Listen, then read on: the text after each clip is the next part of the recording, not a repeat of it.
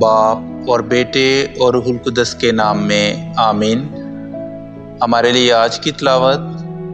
مقدس پولس رسول کا رومیوں کے نام خط، اس کا 15واں باب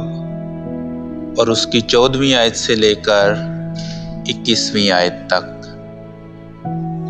اور اے میرے بھائیو،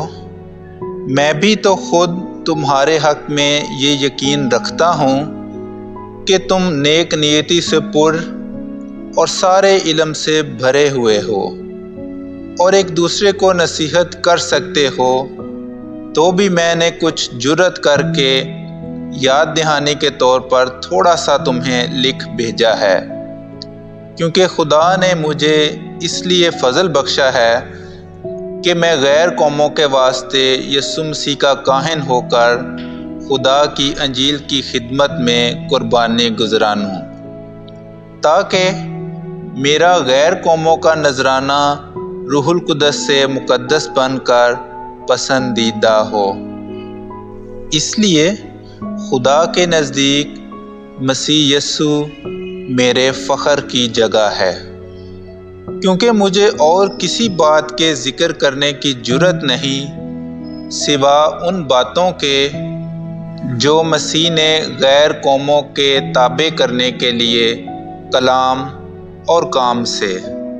کرشموں اور کرامتوں کی طاقت سے اور روح القدس کی قدرت سے میرے وسیلے سے کی ہیں، یہاں تک کہ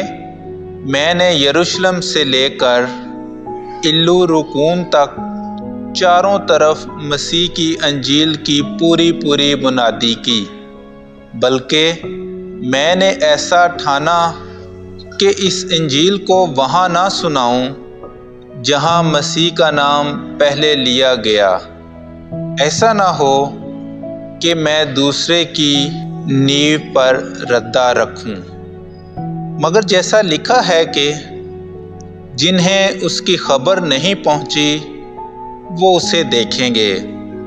اور جنہوں نے نہیں سنا وہ سمجھیں گے۔